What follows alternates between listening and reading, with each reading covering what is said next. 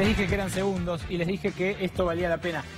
La política está transcurriendo en nuevos territorios. Transcurren los de siempre, por supuesto. Transcurre en la calle, en el barrio, en la unidad básica. Transcurre en la televisión. Transcurre en las casas donde se discute. Pero transcurre cada vez más en la arena virtual de las redes sociales. Y ahí es donde se pueden incluso torcer, fomentar, empujar movilizaciones, en donde se puede incentivar a que la gente piense algo o tema algo, le tenga miedo a cosas y se pueden aprovechar esos miedos para hacerla votar algo o comprar algo también, ¿por qué no?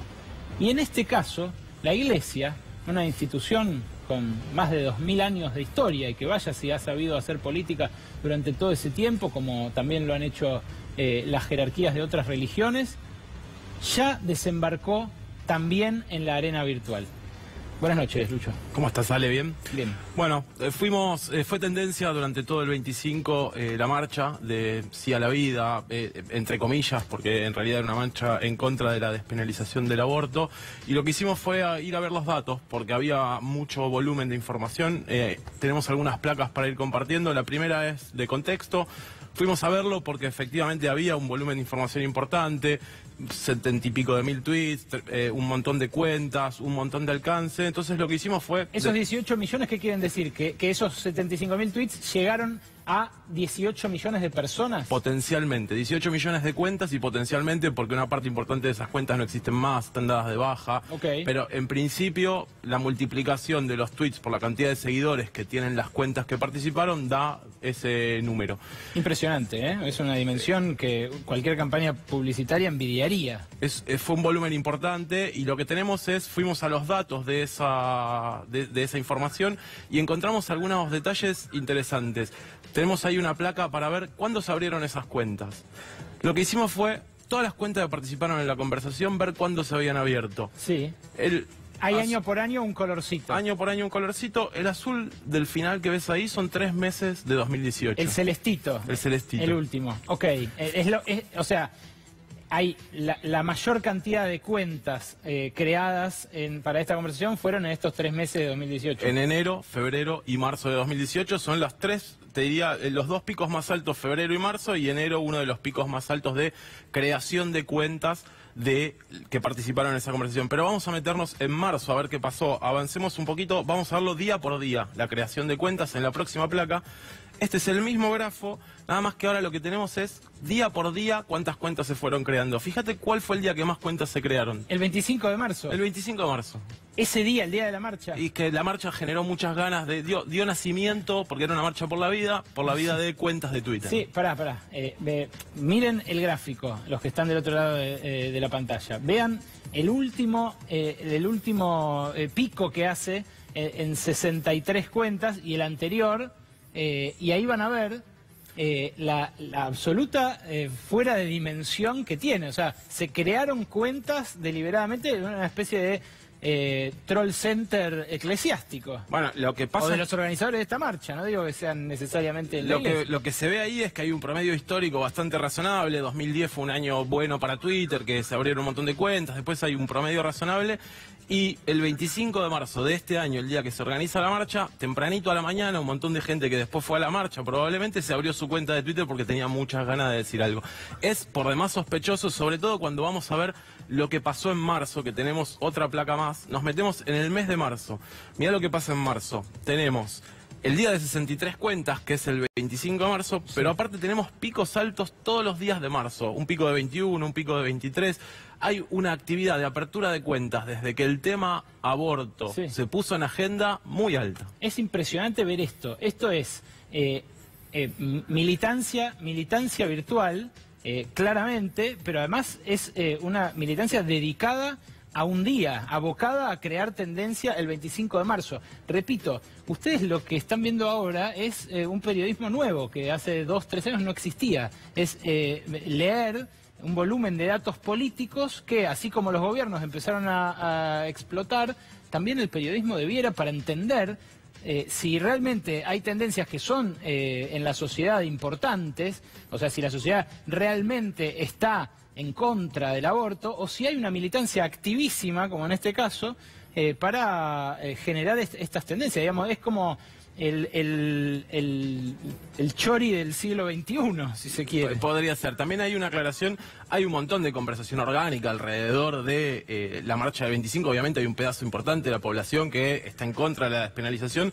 Lo que nosotros estamos mostrando es que a esa conversación orgánica se le agregan este tipo de actividades que claramente son sospechosas. Que se abran 65 cuentas el mismo día de la marcha y que sea el día que más cuentas se abren, es sospechoso. Y 75.000 tweets. 75.000. O sea, de los 75.000 tweets, ¿qué volumen puede haber sido de cuentas reales y cuánto? En principio, todas esas cuentas que nosotros vimos de que se crearon en marzo, crearon alrededor de 10.000 o 12.000 tweets de parte de la conversación. Con eso movés la discusión. Con eso, o sí, sea, si un día se está discutiendo algo en redes sociales y vos desembarcás con 10.000, 12.000 tweets, movés la conversación. Con 3.000 tweets haces un trending topic en líneas generales, depende del horario eso, pero con 3.000 tweets sos tendencia. Tomen nota porque esto es la política de ahora, es como se hace la política ahora, no se lleva gente a una marcha, también quizás, pero esto es determinante. Y lo que hicimos fue otra placa más comparando los dos picos o las dos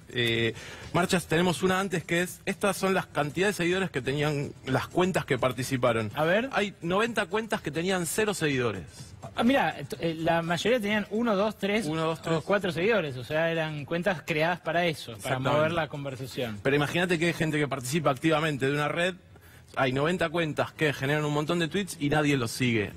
Otro dato que permite pensar que no son reales, que no son personas de carne y hueso. Que lo que hacen es retuitear y no generar buen contenido, o que son cuentas muy malas y esa gente debería rever su estrategia de tuiteo. Ya lo creo. ¿Algo más sobre esto? Tenemos otra comparación que es los dos picos de las marchas, porque efectivamente la conversación del 25 fue importante y lo que hicimos fue comparar la conversación en relación a no al aborto y sí a la vida, que fueron los hashtags que se utilizaron ese día, con los de aborto legal ya, que es sobre donde viene construyéndose la conversación alrededor de la despenalización.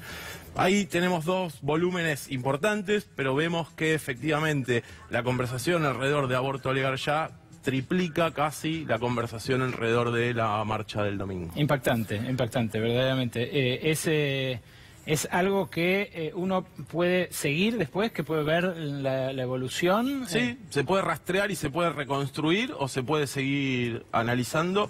En principio, la de la marcha del domingo va a tender a decaer rápido porque fue una acción puntual. Claro. La conversación alrededor del aborto nos va a llevar todo el año y probablemente no sea la última vez que la tratemos. Sí, de hecho, ¿no? Esto va a empezar a discutirse más seriamente a partir de la semana que viene, ¿no? Efectivamente, bueno, la cita está previsto que sea el 10 de abril, el comienzo de las exposiciones. Va a haber cerca de 1000 expositores, se esperan, en la Cámara de Diputados. Mucho trabajo para los bots que descubrió Gallup, va a haber mucho trabajo seguramente. El 24 de marzo también disparó conversación, El 24 de marzo disparó conversación, tenemos ahí una placa y te trajimos un mapita de colores porque sabemos que te gustan los colores que se mueven en pantalla. Sí. Así que tenemos ahí algunos datos, casi 170.000 tweets, participaron 71.000 cuentas, más de 60 millones de alcance potencial, y lo que tenemos para mostrar es cómo se desarrolló la conversación global alrededor del 24M y de la marcha del 24. Ahí.